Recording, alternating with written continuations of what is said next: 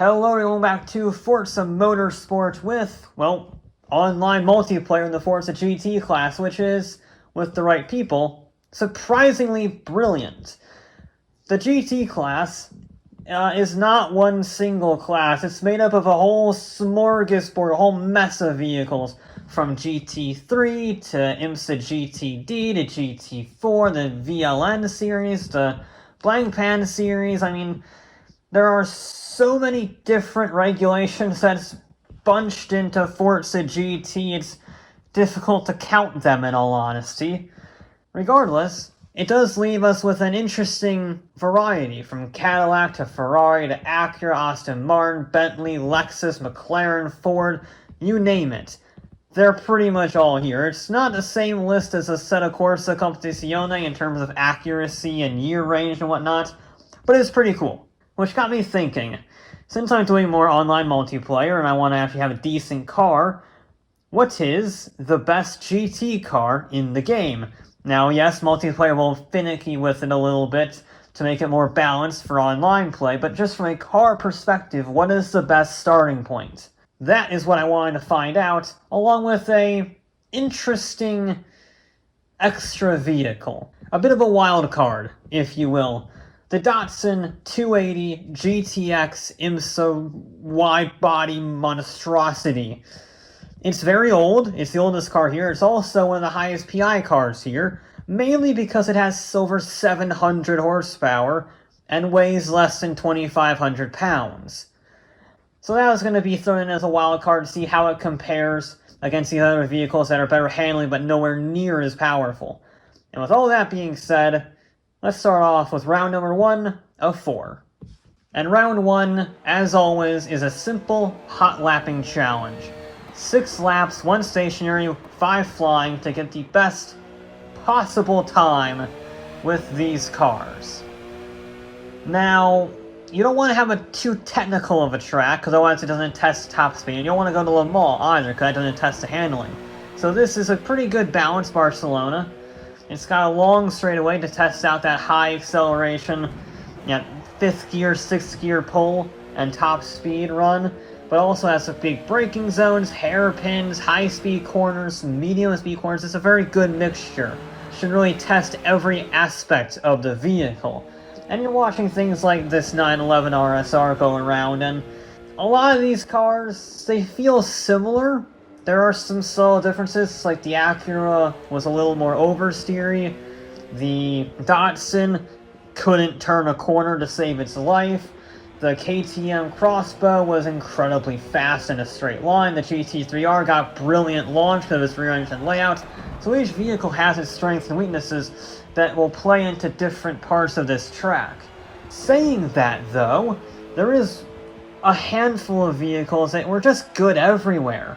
As you would expect, there are some better than others, and one of them is the Audi R8 LMS GT3. This is a really good car. Competed at the 24 Hours of Nürburgring in the VLN series. It has a lot of composure, mainly because of mechanical grip, from what I could understand. Because it has a pretty high top speed. It's one of the faster cars in a straight line relative to, this straightaway. Obviously, there's some vehicles that are probably geared a little better, but on the whole, this is pretty good for top speed.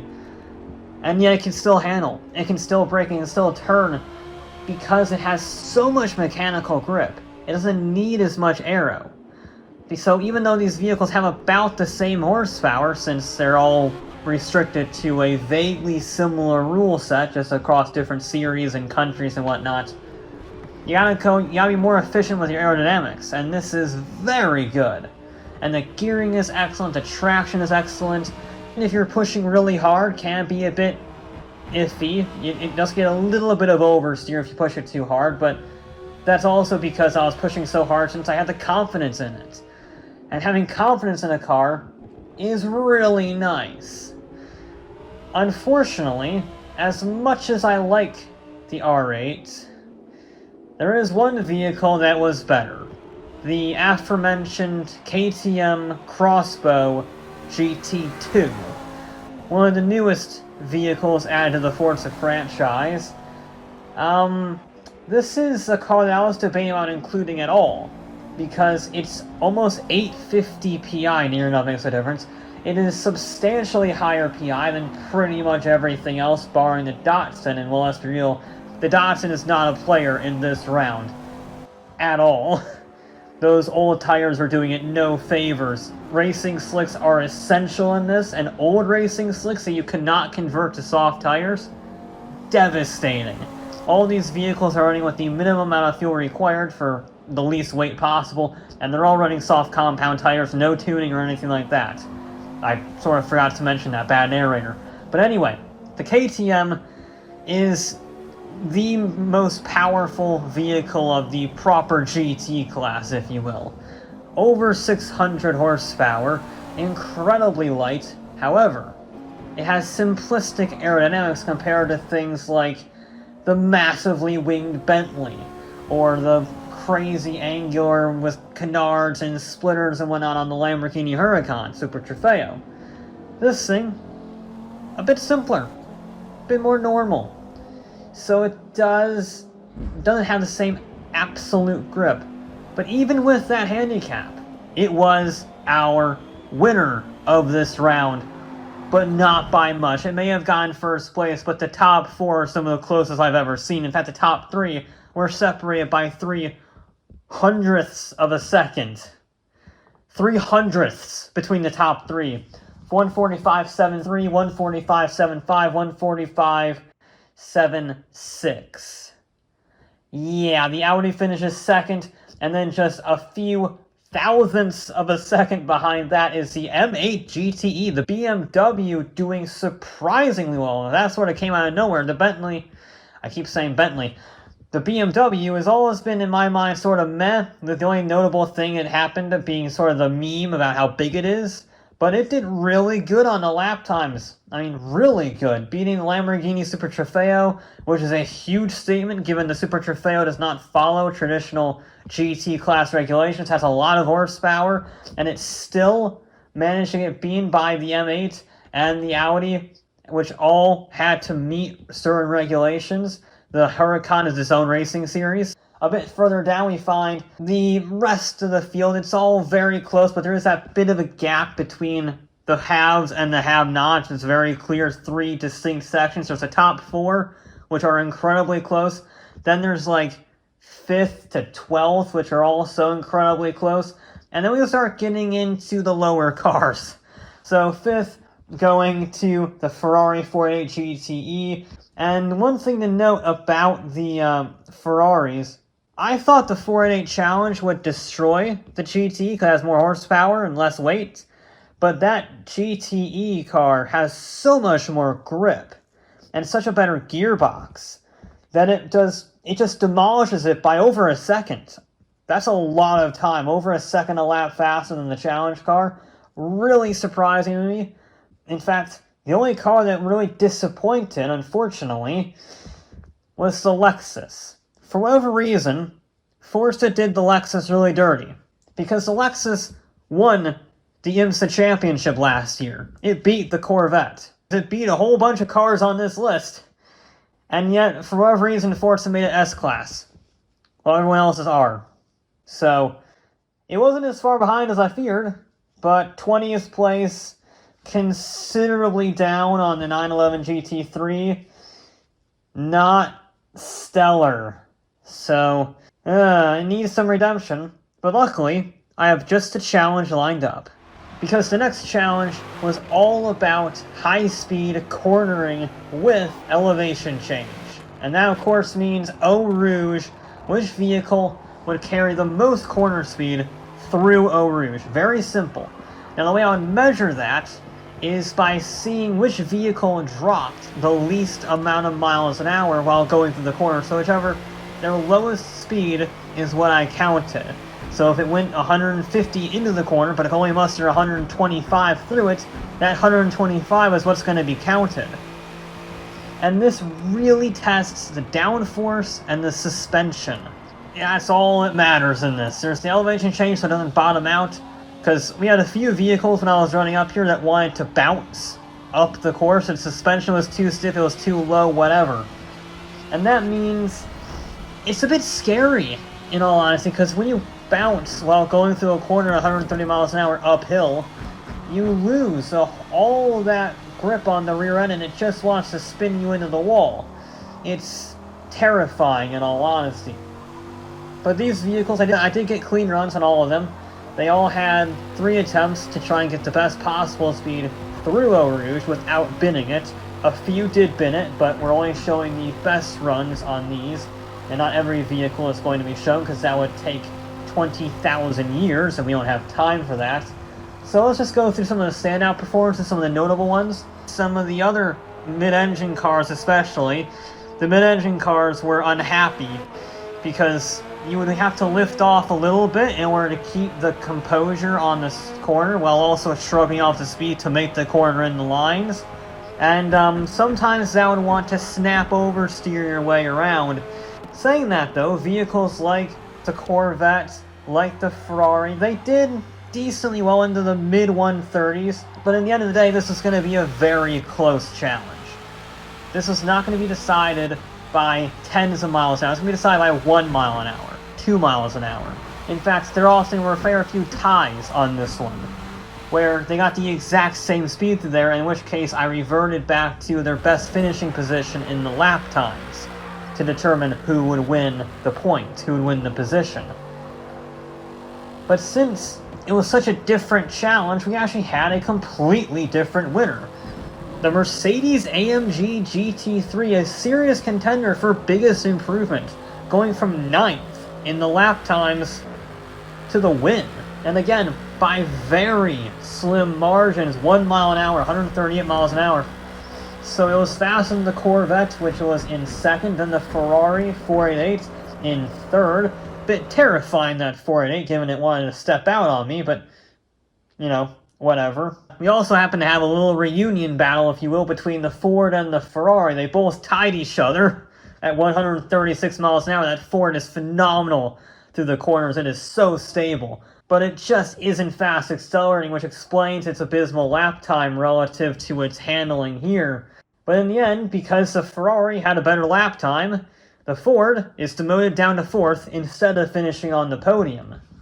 And then you have a lot of 135s and 134s. I mean, there were so many, it's hard to keep count. Every car is within 8 miles an hour of each other, bar the Datsun, which was not having a good time again. Some vehicles definitely did better than others. Again, Barcelona is a very mixed track, so sometimes straight line speed can hinder you if you don't have a lot of it. And you make up a lot of time in the corners, but you'll just lose all of it on the run to the finish line. And this challenge eliminates that need for straight line speed, which is why we see the Mercedes do a lot better, the Ford do a lot better, and conversely the M8 do a lot worse. Yet again, a very close challenge, and one with a completely different podium finishing slot. Not a single car is repeated on the podium yet, and, well, it looked like we might see a repeat in the next challenge. Our penultimate challenge is one of the most important things in endurance racing, maybe the most important thing short of reliability, and that is fuel economy. So the way I tested this was I brimmed every tank to 100%, and then I sent them around 1 lap, a rolling start to minimize wheel spin, around the Nordschleife, to see which vehicle still had the most fuel in its tank when it was done, which vehicle had the highest percentage on the Forza telemetry. And the results were baffling. I have no explanation for this. The Ferrari 488 GT, which has been absolutely beasting this challenge up to this point. I'm not keeping track of actual individual position here, but if I was, this would probably be in the lead. The Ferrari has been super consistent, very good job. And then we went to the fuel economy, and oh my god, it just burned through fuel like Garfield burns through lasagna. It is the thirstiest car I've ever seen. Obviously hyperbolic, but in this challenge, it is horrible. I do not understand where that fuel goes. Maybe it had a leak. Maybe it went full Italian and had a fuel leak. Don't know, but for whatever reason, it was awful. And that is even more confusing because the Dodge Viper was phenomenal. Yes, the massive 8.4 liter V10 is more fuel efficient than a Ford GT V6, a 911 4-liter flat 6, and a tiny V8. I don't get that. It's super weird. I've been trying to rationalize how a Dodge Viper is in the top 5 for most fuel-efficient cars at the ring, but it is also very characteristic for a Viper to be quite good at the Nürburgring, so maybe that's it. Maybe it's the old Zack Speed Viper spirit giving this one last hurrah, considering it's had a pretty mediocre run so far, very bottom middle of the pack, but in fuel efficiency, the Viper is amazing, which is a sentence you will never hear anywhere else, because that is weird, man. In fact, the only thing that's not really surprising to me is our winner, the Porsche 911 GT3R, because, well, it races at Nürburgring in the VLN series, in the 24 Hours of Nürburgring. It's a standout performance there every year, especially in this paint job, which was a little tribute. It's so good here. It is so good at the Nürburgring, and it is very fuel efficient. Naturally aspirated 4-liter flat 6, which I thought would be basically the same engine as the RSR, but the RSR burned down to 85.9% of its fuel remaining, whereas the 911 GT3R only used 11.7% of its fuel and 88.3% remaining. That is amazingly efficient. At full racing speed, with the soft tires and grip up to 100% on the track, it only burned through 11.5% of its fuel tank. That is astonishing. I mean, it's like the Toyota Prius of endurance race cars. Who knew? And it is a seriously needed boost for points for that poor car, because it has been struggling all the time. Like the Viper, but more extreme. It has had a terrible run of form these last few rounds. But turns out fuel efficiency is something you can really do well at. But for the first time, we have vehicles with multiple podiums. Both the Mercedes and the Audi finished on the podium with 87.8 and 87.6% of their tanks remaining. In fact, crazily enough, the Viper finishes 4th, and our king of the lap times, the highest PI traditional car here, the KTM, is stuck in 5th. Between its mediocre showing at Eau Rouge and this, the KTM is struggling, and it's looking like it might lose this championship. And if we want to find out whether that KTM can come back from the brink and win this thing, we're going to have to do a 0 to 150 and back to 0 test. This is all about acceleration, a little bit of top speed, and braking, in order to get the final piece of the well-rounded puzzle. We've tested lap time, we've tested handling, we've tested efficiency, now it's time to test horsepower and torque. All these vehicles are rear-wheel drive. Even the Audi, even the Bentley vehicles have to be converted to rear-wheel drive in order to be eligible in GT class racing, and that means we're all pretty much on the same playing field. Similar tire sizes, similar weight distribution, similar horsepower. It's all going to be down to gearing and traction. And in that place, a few vehicles have a distinct advantage. I'm looking at you, 911s, with your rear engine layout giving excellent traction. Unfortunately, they just don't have the horsepower, so they're still kind of meh. You can boot it off the line 100% without any problems, but if you got no power, you got no power. So those tended to struggle compared to their rivals, even though their layout should in theory be amazing. And then you have the stragglers. Vehicles like the M6, which have just been off the pace all day, and it continues to be off the pace. Not as bad as the Dodge Viper, which after its stellar performance in Nürburgring could not keep it up in the 0-150, nor could the Ford GT. My god, that thing could not get off the line, or the Lexus. In fact, pretty much every American car, ironically enough, struggled on the straight line test. They were pretty good in the corners. The Lexus was composed, the GT was amazing in Eau Rouge, The Corvette has been very consistent. Also, it's amazing how Rouge the Viper was fuel efficient. But when it actually came to essentially a drag race with a braking zone, the Americans sucked. And no, that irony is not lost on me.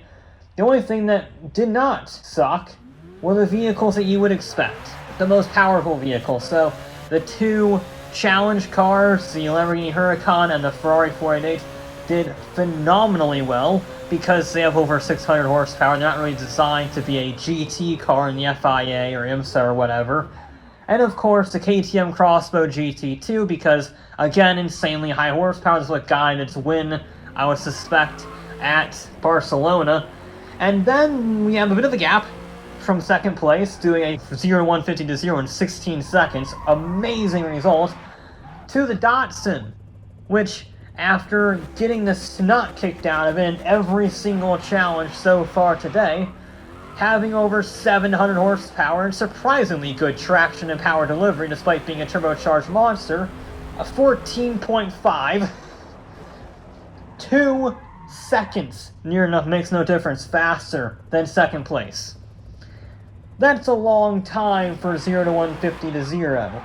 I mean, the stopping distance was amazing because it was so light, and of course, when you only have 750 horsepower, whatever it is, you're going to accelerate very quickly. I don't even think I got out of third gear on this one, I don't remember exactly.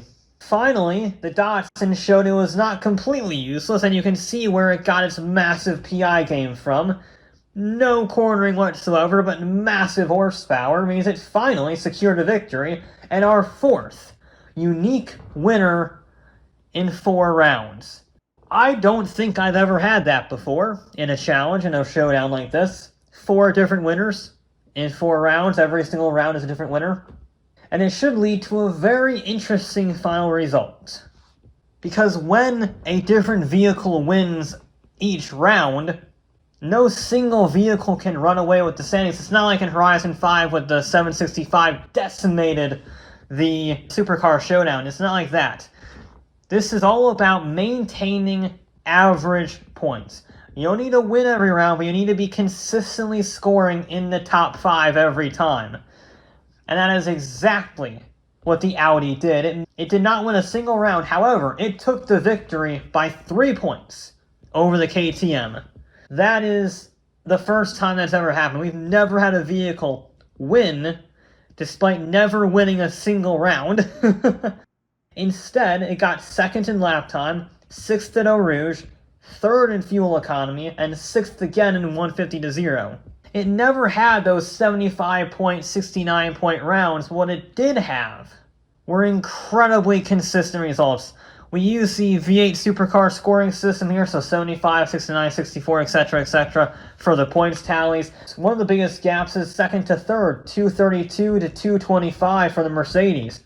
The Mercedes and the KTM had the exact same top 2 finishing positions, 1st and 2nd for each of them. It's just consistency. The Mercedes didn't have a great lap time, it was not very good in accelerating, whereas the KTM was horrible through Eau Rouge, comparatively speaking, but pretty good in fuel economy. 5th in fuel economy is what got it 2nd place. Then we have in 4th, the Ferrari 488, a very average showing. It probably would have won had it not been the most inefficient vehicle in the history of motorsport. Really gave the 917-30 a run for its money, finishing 20th out of 20 cars in that challenge and single-handedly losing any hope of a podium in that one challenge. Because otherwise, 5th, 3rd, and 7th, not a bad showing. And well, if you want to be consistent, you can't really beat the Datsun 280 and the Lexus RCF down at the bottom. I mean, the Lexus is just outclassed, literally. It's in the wrong class. It really should be an R class, but for whatever reason it's an S class. So, although it did well at Eau Rouge, finishing 11th, very well actually at Eau Rouge, it just... that's not enough. You need more than 11th and 14th for your stellar results. So even though the Datsun technically had an 18th, a 20th, and a 19th, the fact it won the final challenge ultimately made the difference. And it went from stone dead last to 16th, just fractionally 4 points behind the Viper ACR. Consistency is key, and Lexus just had it in the wrong direction. I feel so bad Maybe Lexus didn't pay enough for their license. I don't know, maybe they charged too much for it. The point is, Forza didn't like them very much, and they paid a dear price for it. One interesting bit of note I will add, though, the two 911s finished right next to each other, with the GT-3R, thanks to its win, ultimately taking the victory of the two of them, the last car in the top 10, 162, versus the RSR's 158. I just love the fact that despite being two completely different ideologies in terms of actually how they compete over the course of this challenge, the GT3 ultimately won the day over its brother purely because it's more efficient. And if I can come to a conclusion, I have to say, the best car in the GT class is one that never won an event. Yeah, the R8 is just a jack of all trades, master of none, really. The R8 is just consistent. It is so rock solid in every category that I honestly agree. I think it is the best car for racing, and if I remember correctly, it is kind of OP. Or did they nerf that? I don't remember. The point is, I know what I'm going to be using from now on in my online class racing. But that'll be it for this episode of Forza Motorsport. I'll be back with more.